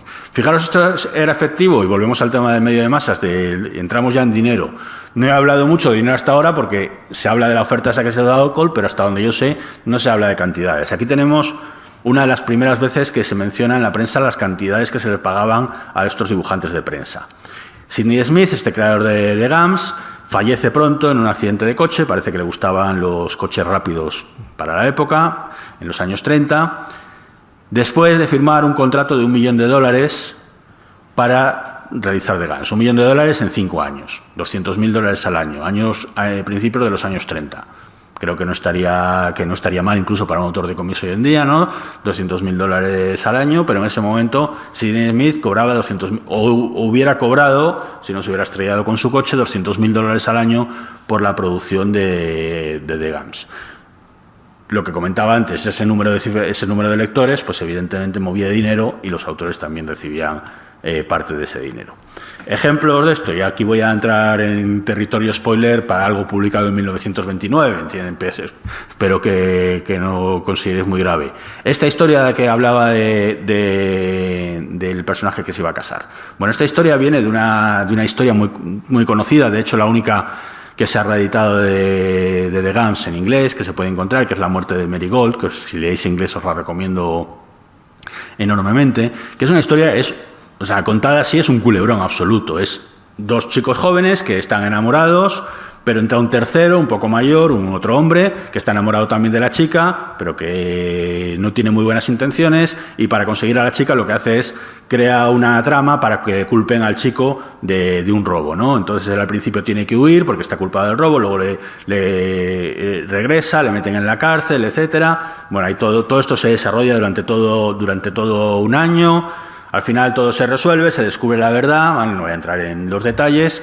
Tenemos ahí ya, parece que va a acabar todo felizmente porque se van a casar, se anuncia el matrimonio y todo, y resulta que Marigold, que es la chica de la que estaba mencionando, cae enferma, se muere, y así queda Henry Austin, que es su prometido, ¿no? Esto es un impacto absoluto en la sociedad de Estados Unidos en ese momento, y aquí vemos a Sidney Smith bañándose en las cartas que recibía de los lectores, sobre todo quejándose por haber matado a Marigold. Hay cartas, algunas se conservan, hay cartas tremendas de gente diciendo que realmente sentía la muerte de Marigold como propia, llamando el asesino a Sidney Smith, una repercusión enorme. Es decir, los lectores no solo consumían estas historias en masa, sino que las vivían, las sentían. Y por eso esta cuestión de la industria desarrollada en torno al cómic de prensa. Porque lo que fundamentalmente contaba este cómic de prensa era la vida diaria en Estados Unidos. Sí, The Gams es la vida de una familia. Es verdad que para esta serialidad introducimos todos los componentes, si queremos llamarlos culebronescos que queramos, pero en cierta manera no deja de ser una historia de personas normales y de vivencias más o menos normales. Y ese será el leitmotiv fundamental del cómic de prensa en Estados Unidos en los años 20, durante los años 20. Historias de personajes cotidianos. Os pongo aquí dos ejemplos. Blondie y Bringing Up Father, que son de las más importantes, que aparecen en esa lista de más leídas, para que incluso Blondie muestre esa transformación de la sociedad. Blondie es el personaje protagonista, una chica rubia, como su nombre indica, que empieza siendo una chica liberada, una flapper, pero que luego conoce a su novio, se casa, y a partir de ese momento es la historia de un matrimonio. Es algo que realmente es difícil de pensar en la historia de la industria del entretenimiento estadounidense. Las películas acaban, es la típica estructura en esa época: chico conoce chica, chico pierde chica, chico recupera chica. Se casan y se acabó, porque ya la peripecia se ha contado. El matrimonio parece que no tiene sentido contarlo en las películas, ¿no? Blondie va después de ese final feliz. Nos cuenta la vida del matrimonio. ¿Por qué? Porque el formato tira sí nos permitía contar la vida cotidiana. Muchas veces tamizada por el pozo del humor, pero es verdad que en muchos sitios leeréis que hay una clasificación entre tiras de aventuras, a las que no hemos llegado todavía, y tiras de humor. En este punto, bajo mi punto de vista, más importante que el humor es el hecho de contar la vida diaria. Os he puesto aquí otro ejemplo paradigmático, Bringing Up Father, porque no voy a poder hablar mucho de esta serie, pero esta serie es clave en el desarrollo del cómic en Estados Unidos, pero sobre todo fuera de Estados Unidos. Ha reconocido que fue una de las influencias del Ye para crear Tintín, pero un estudio reciente de un investigador alemán ha demostrado que esta serie se publicaba traducida al japonés en los periódicos japoneses y es clave en la construcción de lo que hoy conocemos como el manga moderno. Vuelve a ser una serie cotidiana de un matrimonio, aquí sí que muy pasada por el tamiz del humor, un matrimonio de nuevos ricos y las tensiones que se producen entre ellos porque él quiere seguir llevando la vida más o menos sencilla que llevaba antes, aunque no es que no le guste el dinero, y ella, sin embargo, quiere codearse con la alta sociedad neoyorquina. Y os he mostrado, en lugar de una tira diaria, os he mostrado una página dominical para indicaros que el hecho de que llegue la tira diaria no implica que no continúe la página dominical. Es decir, los cómics se publicaban en forma de tira diaria de lunes a sábado y en forma de página dominical los domingos. Y en todas las combinaciones que os podáis imaginar. Había series que solo se publicaban en forma de tira, series que solo se publicaban en forma de página dominical, series que se publicaban de lunes a domingo, de lunes a sábado en blanco y negro, el domingo a color, y había series, entre esas, series que continuaba la historia del lunes al domingo, o series que tenían 2 historias en paralelo, una de lunes a sábado y otra de los domingos. Bringing a Father era de las segundas, aunque hay un periodo precisamente en el tomo que se ha publicado en Diablo que hay una cierta continuidad. Y otra de las que también tenía diferente historia, de forma de tira diaria y de página dominical, es Gasoline Alley, que es una serie muy interesante por muchos aspectos. A nivel, digamos, de desarrollo del lenguaje, sobre todo en las páginas dominicales, Frank King, su autor, hace auténticas maravillas del uso del cómic, entre ellas cosas como esta, ¿no? de dividir el espacio, un mismo espacio en diferentes viñetas para marcar el paso del tiempo. Pero que me interesa sobre todo en esta idea del paradigma del contar la cotidianidad. ¿Qué sucede en Gasoline Alley? Gasoline Alley es otra idea, en cierta manera, no idea de Patterson, pero una cierta revolución que produce Patterson, este editor. ¿Por qué se llama Gasoline Alley la serie? Gasoline Alley sería la traducción El callejón de la gasolina, y era inicialmente la vida de unos mecánicos, unos personajes, especialmente este hombre que se llama Walt, que tenía un taller mecánico. Se publicaba generalmente en las páginas de motor de los periódicos, porque muchas series tenían una temática, porque como digo, estaban en todos los periódicos, en las distintas secciones de los periódicos, entonces a veces intentaban dialogar con ellas. Pero en un determinado momento Patterson dice que esto no atrae a los lectores, que hay que meterle, pues eso, componente culebronesco, si queréis llamarlo, y que lo que hay que hacer es que Walt se convierta en padre para que haya una trama familiar, etcétera. Entonces Franklin le dice, hombre, sí, pero sí, primero tengo que buscarle una novia, luego se tienen que casar, estamos años 10, años 20, no, esto de tener un hijo sin casarse, y luego pues ella tiene que pasar un embarazo, es decir, no puede ser padre de un día para otro. Y le dice, no, cortemos por lo sano, le ponemos un bebé en la puerta y ya es padre. Entonces encuentra al bebé Esquisis en la puerta y la serie cambia absolutamente. Y es una serie absolutamente familiar. Luego se casará, etcétera, Esquisis tendrá hermanos.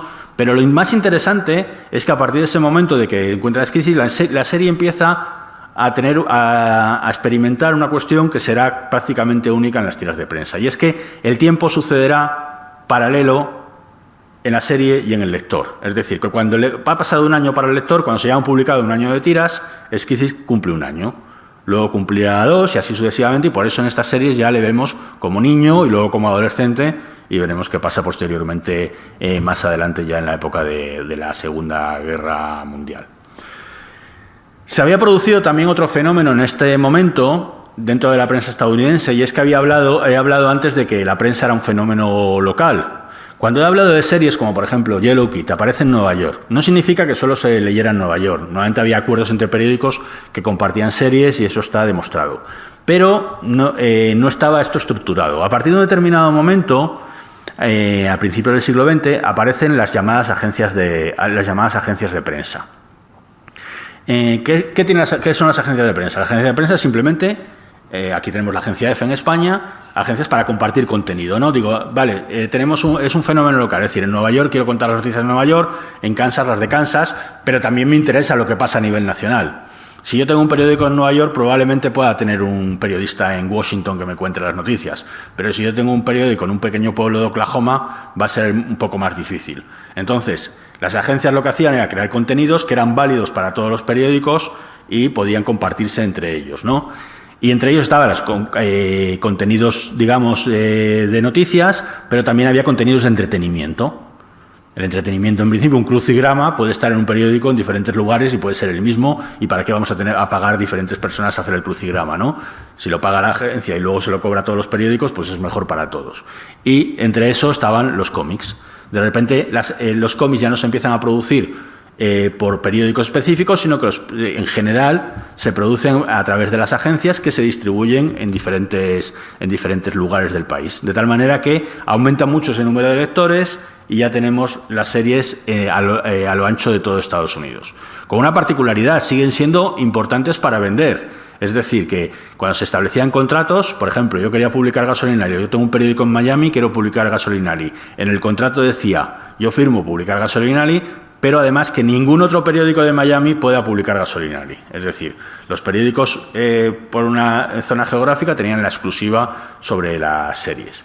Y esto hace que se multiplique ese número de lectores, ya hemos visto casos como el de Sidney Smith, etcétera, y que, igual que Sidney Smith, su muerte es noticia en el periódico, los autores en esta época eran personajes reconocidos. Por eso, cuando he mostrado a George Herriman, incluso siendo un autor que no movía masas, había noticias de George Herriman, ¿no? Y por ejemplo, aquí vemos una noticia de Gasolinari, en una historia donde Gasolinari, los personajes de Gasolinari se van de vacaciones y viajan por toda la costa oeste de Estados Unidos, que refleja un viaje de vacaciones que estaba haciendo Frank King con su familia y que cada día dibujaba la tira para mandarla al periódico. Y eso se mostraba en el periódico. Es decir, los autores eran reconocidos. Esta idea, al final, eran millonarios, cobraban mucho dinero. El ejemplo que he puesto de Sidney Smith es porque se conserva, pero, por ejemplo, un poco más tarde, en los años 30, George McManus, el creador de Big Enough Father, cobraba prácticamente lo mismo. Aparece en una lista donde está un poquito por debajo en ganancias anuales de Walt Disney. Es decir, tenían ganado mucho dinero y, por tanto, eran personajes reconocidos, personajes famosos, y aparecían en las noticias de la época. Y esto se extenderá, y además se da la circunstancia de que convive con una época, en los años 20, donde el crecimiento económico en Estados Unidos es enorme. Que se conoce como la sociedad del bienestar, que trae aparejada los felices años 20, donde parece que la economía de Estados Unidos no tiene techo, donde hay noticias que dicen que, bueno, que todo el mundo va a vivir bien en Estados Unidos, que habrá una nevera, un frigorífico por cada hogar, cosa que en esa época era un lujo tremendo. Parece que eso no tiene ningún fin, hasta que todos sabemos que en el año 1929 estalla en la Gran Depresión. Y en la Gran Depresión pues se produce lo que ya todos conocemos, ¿no? La gente que pierde sus trabajos, que pierde sus casas, que pasa hambre. Y aquí se da una circunstancia. El periódico se seguirá manteniendo como un medio importante de entretenimiento, porque en comparación con otros medios es un medio barato. Y porque lo que suele pasar en las épocas de crisis es que hay una necesidad de entretenimiento enorme, pero un entretenimiento más basado en la evasión. Estas tiras de prensa que nos estaban contando la vida cotidiana seguirán funcionando bien, pero la vida cotidiana ya no es algo en lo que interese mirarse. Necesitamos algo más, necesitamos el héroe. Y el héroe que además estaba apareciendo en otros medios, como los seriales radiofónicos o los seriales cinematográficos, que eran también medios de entretenimiento barato. El cine era un poco más caro, pero el cine tenía una cosa, que el cine en Estados Unidos en ese momento tenía estos programas dobles, más los dibujos animados, ¿no? Que igual te tirabas 5 horas en el cine, que por ejemplo en invierno en Estados Unidos, cuando no podías tener calefacción en casa, Nueva York por ejemplo, pues estaba muy bien, con lo cual la gente pues acudía al cine para evadirse, y eso se refleja también en el cómic. Ya aparecen los primeros héroes de aventuras. La aventura contra la Gran Depresión. Las primeras series que normalmente se habla son la adaptación del Tarzán de Burroughs y Buck Rogers, que es una serie creada específicamente para el cómic, una serie de ciencia ficción, y que tienen una cuestión que será muy importante en ese momento, y es la evasión hacia territorios exóticos. No siempre suceden o en un futuro o fuera o en otros planetas, o incluso cuando son en la Tierra son en territorios como África, que en ese momento pues no se conocen mucho, en territorios que no se especifican geográficamente y que son territorios exóticos, ¿no? Muestro otros ejemplos que quizás se conozcan más hoy en día, como Flash Gordon o El Hombre Enmascarado, Phantom en el original, que lo mismo, ¿no? Pues Flash Gordon sucede en el planeta Mongo y Phantom es entre África y Asia, en un territorio absolutamente desconocido. Sin embargo, esas series tendrán mucho éxito y aparecerán otras como también en otros periódicos, como Dick Tracy o Terry los Piratas, en los periódicos de Patterson, que intentarán un poco mezclar lo que teníamos anteriormente, es decir, mezclar esa aventura con una cierta cotidianidad. Los personajes de los periódicos de Patterson, los personajes de aventuras, intentarán tener ese componente humano. Por ejemplo, en Dick Tracy también Patterson replicará el truco que había hecho en Gasoline Alley, y es darle un hijo a Dick Tracy, en este caso un huérfano que encuentra por las calles de Chicago, y crea esa componente familiar. En contraposición estará el modelo King Features, donde la aventura estará absolutamente desatada, y bueno, aquí he puesto ejemplos como El Príncipe Valiente o Agente Secreto X9, es decir, la aventura se desarrollará. Tenemos, por un lado, por esta idea de la depresión, de la evasión asociada a la aventura; por otro lado, porque ya hemos construido un modelo de cómic continuado que permite contar la aventura. Bueno, hay muchas más. Joe Palooka, que he mencionado antes, que leía mucha gente y que ahora prácticamente nadie conoce. Y me quiero centrar rápidamente en una serie, en Terry y los Piratas, porque es el paradigma de esta idea de serie de masas y de la idea de la aventura y de la continuidad. Bueno, Terry y los Piratas empieza en el año 1934, es una serie creada por Milton Caniff, ya estamos hablando de ese autor que hizo esa lista, es decir, tendrá tanto reconocimiento para que el editor de ese libro considere que Milton Caniff es la persona que tienes que escribir el capítulo sobre los cómics para estos soldados que vuelven de la guerra. Y contar el inicio de Terry y los Piratas es un poco absurdo. Tenemos un niño, Terry, que encuentra un mapa del tesoro que le ha dejado su abuelo, contacta con un amigo que tiene periodista y le dice: Pat, se llama Pat Ryan, Pat, nos vamos a China, porque el tesoro decía que estaba en China, nos vamos a China a buscar el tesoro. Y Pat dice: venga, para China. Y ya está. No sabemos si los padres de Terry tienen opinión sobre este tema, no sabemos por qué un periodista de 20 y tantos años se relaciona con un niño pequeño y se van a China, no sabemos absolutamente nada, se van a China y se acabó. Era la aventura por la aventura. China, territorio exótico. Patterson, también es idea de Patterson, lo define como la última frontera para la aventura, el lugar donde hay que huir en Estados Unidos, ¿no? En un Estados Unidos devastado, para encontrar la riqueza del tesoro. Empieza como serie dominical y tira diaria, en principio contando historias separadas, aunque luego convergerán. Pero Caniff, que ya era dibujante de cómic, pero no había tenido éxito, no es consciente de la importancia que era ya trabajar para una gran agencia y de esta avalancha de cartas que recibía Sidney Smith, el efecto que tenían. Y se empieza a dar cuenta en una historia que parece un poco estúpida. En una página dominical, Pat y Terry son prisioneros de un pirata de la costa de China, de origen escocés, el Captain Blaze. Y el Captain Blaze, en este principio, la serie en China es un poco, podemos definirla, si queremos, vista desde los ojos de hoy en día, un poco racista, porque el Captain Blaze lo que está, en realidad esto lo dice el personaje, tampoco tiene que ser la posición de Caniff. Lo que dice es que él está varado en China, a él le gusta mucho jugar a las damas, pero jugar con los chinos, pues los chinos no saben jugar a las damas y no son rival. Entonces se encuentra un occidental y dice: qué bien, porque nos vamos a jugar a las damas tu libertad. Entonces Caniff, con esta idea de captar lectores, al final de la página dominical pone la posición de la partida y les pregunta a los lectores: ¿cuál será el siguiente movimiento? Pero comete dos errores. El primero que no veis, que es que el comienzo de la partida se juega a suertes, cuando sabemos que comienzan las blancas. El segundo, que no sé si se ve muy bien, sitúa la casilla blanca o roja en el extremo inferior izquierdo, cuando cualquiera que haya jugado a las damas al ajedrez sabe que tiene que estar a la derecha. Esto, que nos puede parecer una tontería, los lectores se ponen locos y le empiezan a mandar cartas. Esto está sacado del archivo de Milton Caniff, diciéndole que no tienes ni idea de esto de las damas, que a las damas se juega así, se lo explica. Y esto, imaginaros con una partida de damas, cuando empieza a cometer errores, otro tipo de errores, por ejemplo, muestra cómo se cambia a un personaje cambiándole pañales, de que así no se cambian los pañales, mira cómo se cambian los pañales. Milton, que no te enteras. Bueno, pues imaginaros con estas cuestiones domésticas, pues imaginaros si metía un arma que no era correcta, si ponía algo de China que no estaba bien. Ya claro, mis lectores no habrán ido a China, siempre había alguno que había estado en China, que sus padres habían estado en China.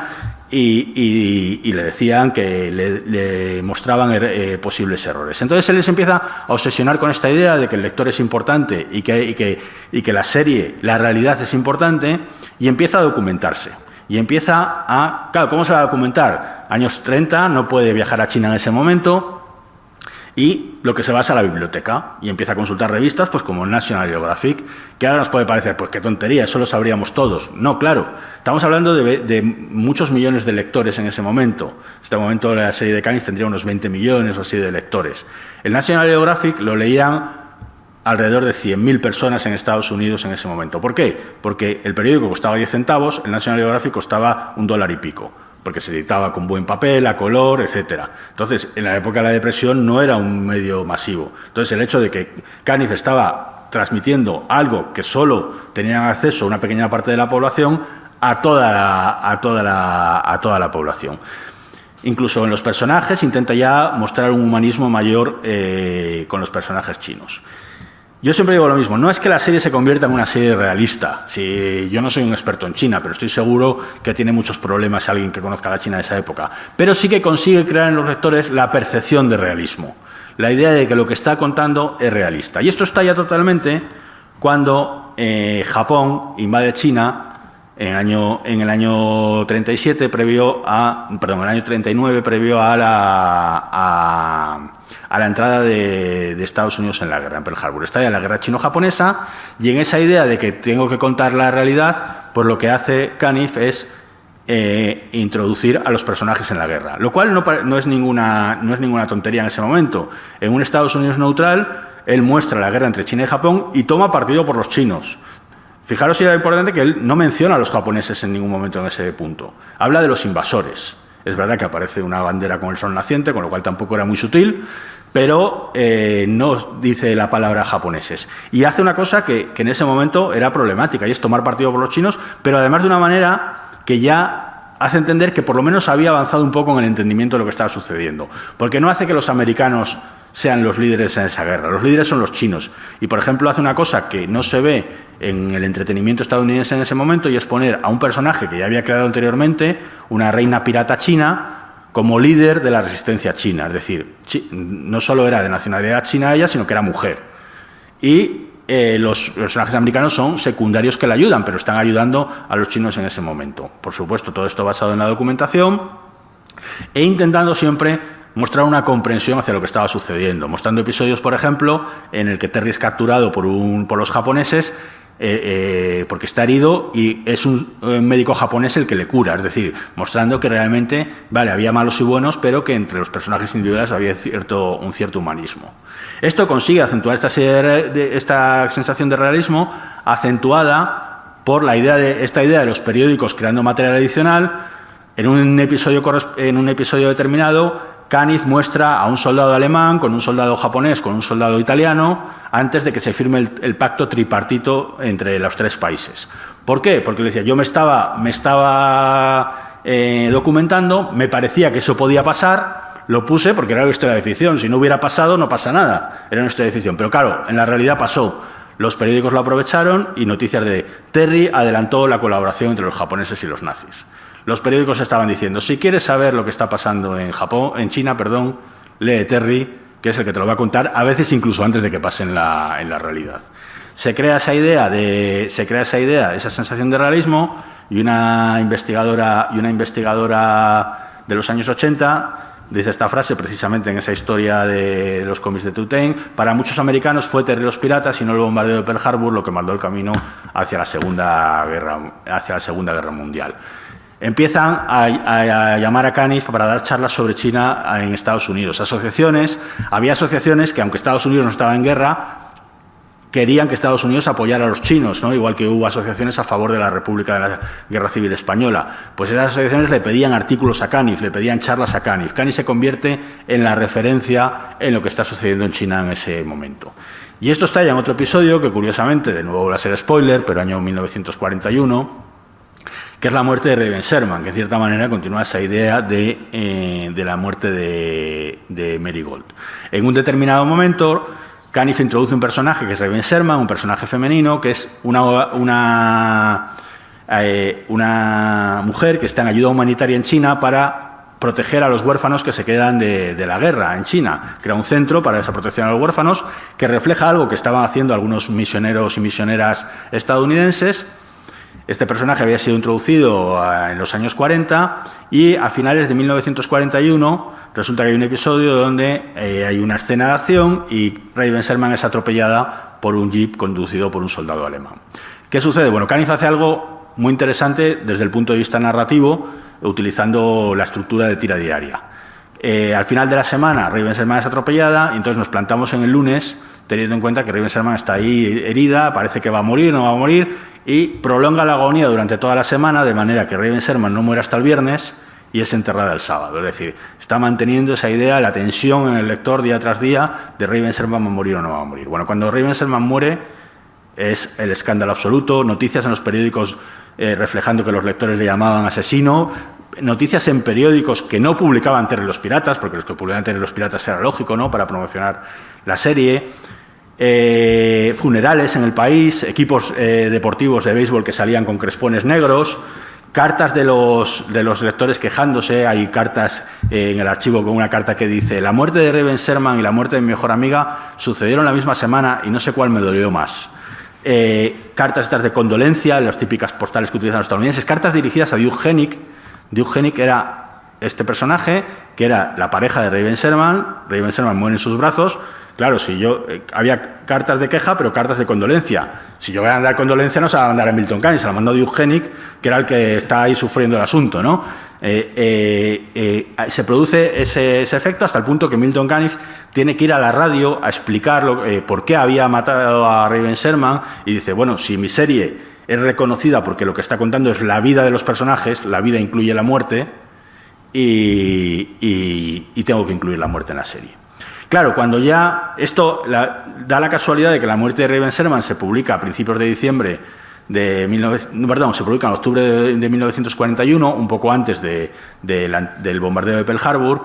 Con toda esta historia de la guerra chino-japonesa del realismo, podemos imaginar que cuando ya llega la Segunda Guerra Mundial, la serie se convierte en una crónica de la guerra, pero una crónica de la guerra reconocida por los lectores. Si los lectores sentían que Terry y los Piratas les estaba contando lo que estaba sucediendo en la Segunda Guerra Mundial. Esto también se acentuaba porque Caniff se carteaba con soldados y con enfermeras en la guerra, incluía anécdotas en sus historias, o incluso introducía personajes que estaban basados en amigos suyos que estaban luchando en la guerra. Él no pudo ir a luchar porque tuvo una flebitis de niño y por la enfermedad no pudo ir a luchar, y cuando introducía esos personajes aparecían noticias en los periódicos para decir: el verdadero Flick Corking es Philip Cochran, que es un amigo de Caniff, que está luchando en la guerra. Se acentuaba ese sentimiento de realismo. ¿Hasta qué punto era esta serie importante en ese momento? Bueno, creo que voy un poco justo de tiempo, pero lo cuento rápido porque esta explicación me parece muy, muy interesante. Vale. ¿Hasta qué punto era? Fijaros hasta qué punto era realista. Intentaba ser realista Caniff. Tenemos a Terry. Terry había sido un niño, aquí ya le vemos un poco más adulto, había ido creciendo, no pasaba el tiempo como en Gasoline Alley al mismo tiempo que el lector, pero sí iba evolucionando, iba creciendo. Entonces, le viene bien que hubiera crecido porque cuando entra en la guerra dice: bueno, pues Terry va a luchar, ¿no? Es un estadounidense, va a luchar en la guerra. Dice: bueno, yo para mi historia me interesa que sea piloto. Y primero se informa de si para formar a un piloto se puede formar en China o no, tiene que volver a Estados Unidos, porque él quería mantener la historia en China. Le dice: no, estamos formando pilotos en China. Bien, perfecto. Y dice: claro, pero ahora yo, ¿qué hago?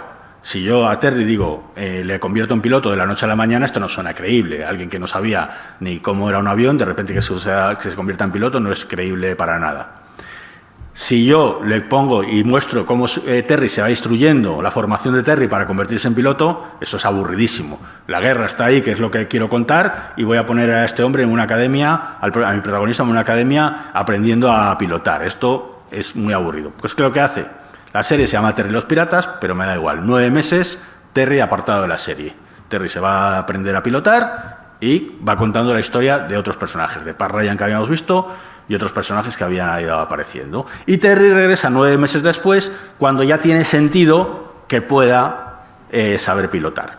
Y regresa cercano a esta página dominical, donde su instructor, este Flick Corking que hemos visto, que estaba basado en un personaje real, le suelta un discurso diciéndole: bueno, sí, ahora tú eres piloto, pero ser piloto de las fuerzas aéreas de los Estados Unidos es algo muy importante, tiene una responsabilidad y la gente depende de ti y estamos en guerra y bla, bla, bla, y todas estas cosas que habréis visto en 1000 películas propagandísticas. Pero ¿hasta qué punto tenía esto efecto en la ciudadanía? Bueno, tenía tal efecto que esta página al día siguiente se lee en el Congreso de los Estados Unidos. Y se publica en el Congressional Record, en el periódico del Congreso de los Estados Unidos, como muestra de lo que debe ser el espíritu de los Estados Unidos en la Segunda Guerra Mundial.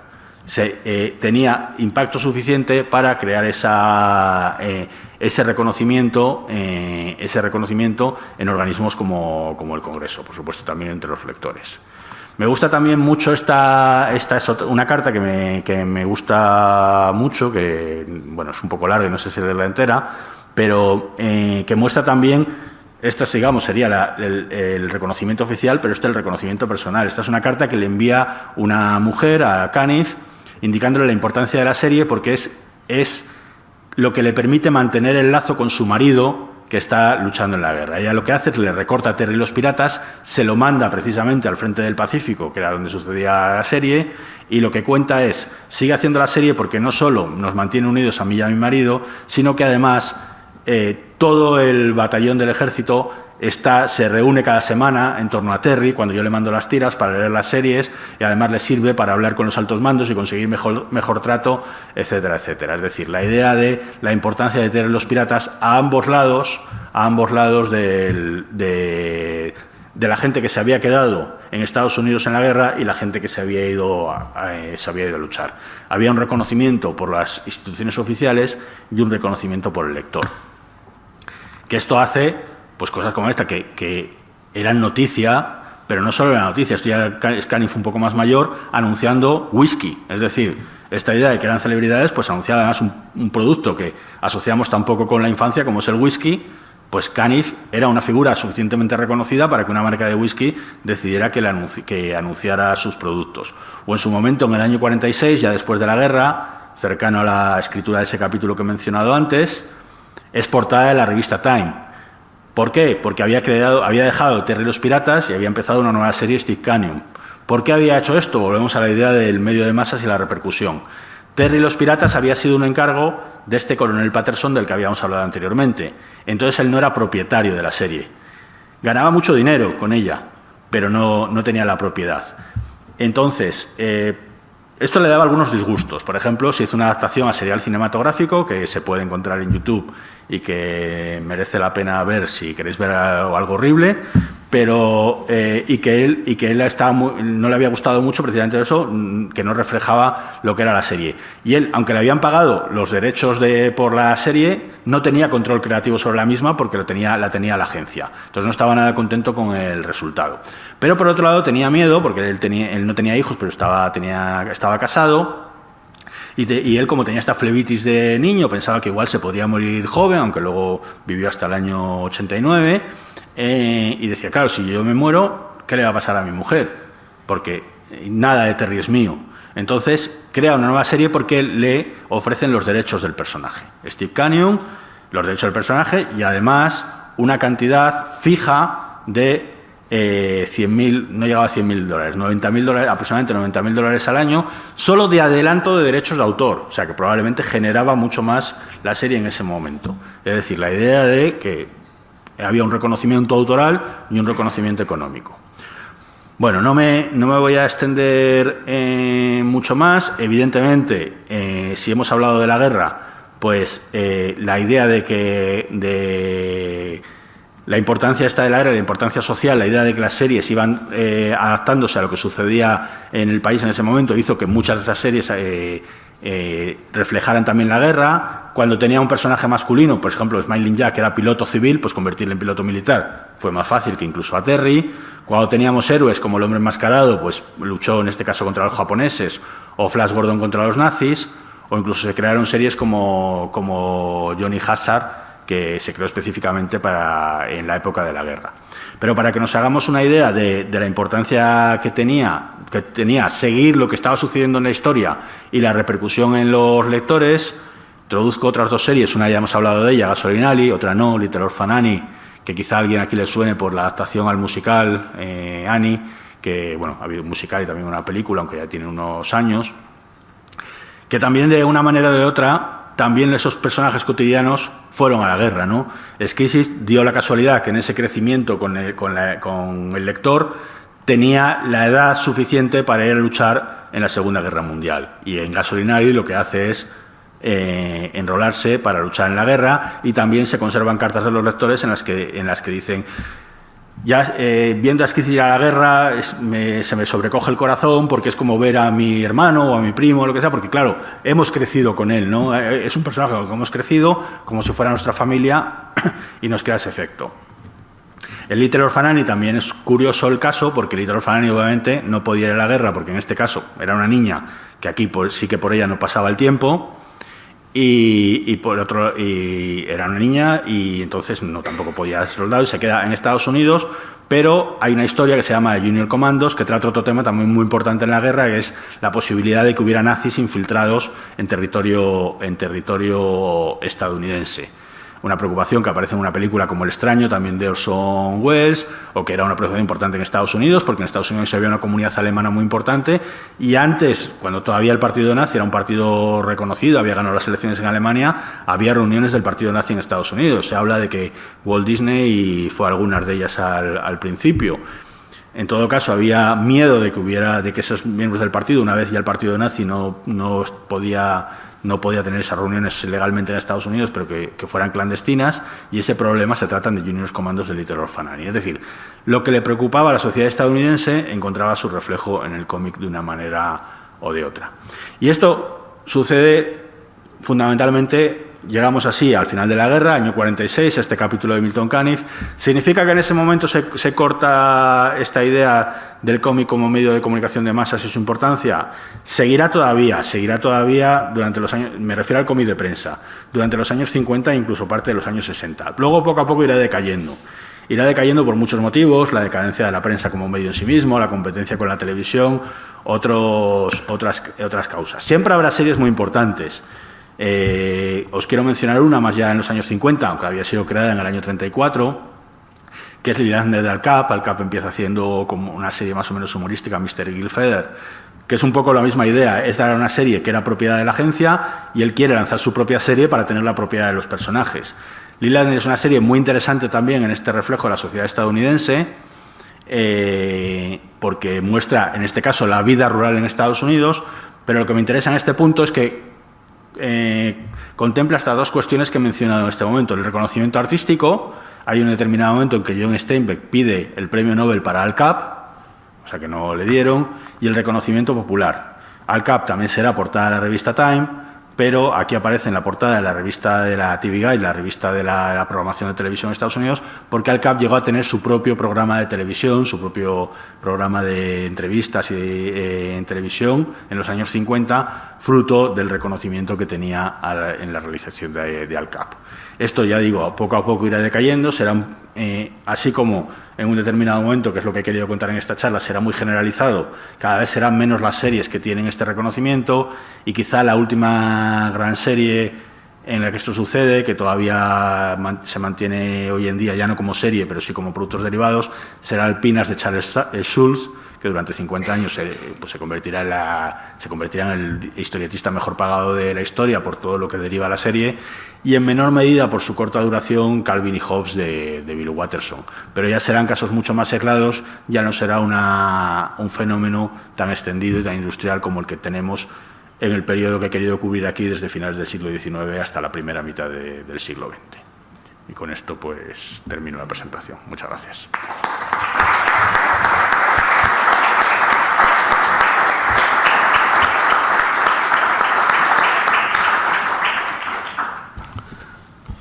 Muchísimas gracias, Kiko, por tu excelente charla, que nos hace comprender aún mejor esa dimensión de medio de masas que alcanzó el cómic durante esos años finales del XIX y primera mitad del siglo XX. Supongo que alguna de la documentación, sobre todo de carta, procede quizás del museo, de la librería Museo Carton de la Universidad Estatal de Ohio, ¿no?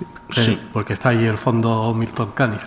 Sí, bueno, esta es una historia también muy interesante que muestra un poco la repercusión de esta época. Como digo, Caniff, he dicho que muere en el 89, no, muere en el 88, lo que voy a contar sucede en el 79. En el 79, cuando él ya, pues supongo que entiende que su vida va a acabar, aunque luego viviría 9 años más, él tenía esa consideración de lo que había hecho era importante de su medio artístico, y era una persona que además guardaba todo, que decide donar todo su archivo a la Universidad de Ohio, a Ohio State University, porque era la universidad donde él había estudiado, él luego se trasladó a Nueva York.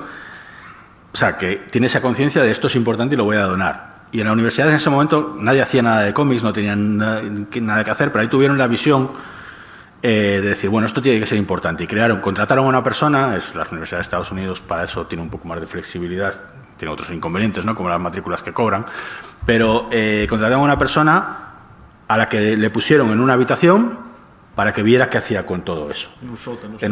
Sí, no sé cómo era la habitación, para que viera qué hacía con eso y para que empezara a catalogarlo, que no era ninguna tontería porque era material muy distinto que el que se catalogaba en bibliotecas en ese momento. Eso, no sé si tenemos aquí internet. Eso ha desembocado en un centro sí, enorme, aquí vemos imágenes, que se dedica, este es el centro, que se dedica al estudio del cómic en general y fundamentalmente al cómic de prensa en Estados Unidos, que nació con el archivo de Milton Caniff, pero que ahora tiene muchos otros archivos de otros autores y de esa época. Aquí había, bueno, tiene también una sala de exposiciones, ¿no?, pero aquí, por ejemplo, lo había visto antes y ahora no lo veo, donde aparecía, bueno, tiene un archivo de conservación enorme que ahora no aparece, bueno, tiene originales, tiene muchísimo material y ahí es donde se conservan todas las cartas que he mostrado de Milton Caniff, todas ellas están sacadas de ese archivo. Es un centro muy interesante si le interesa estudiar esta época porque bueno, pues tiene un material enorme.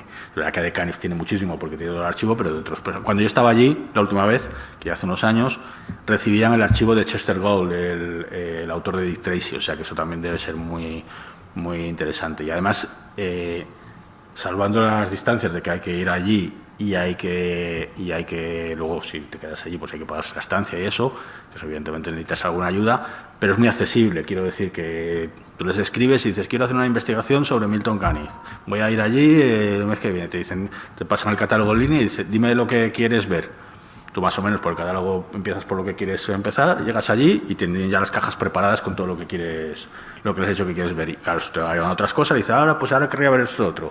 Y te lo sacan y tal.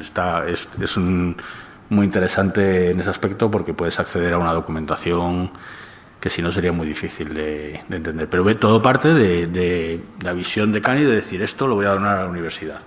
Y que probablemente viene de esa consideración de sí mismo como un elemento importante de la cultura norteamericana.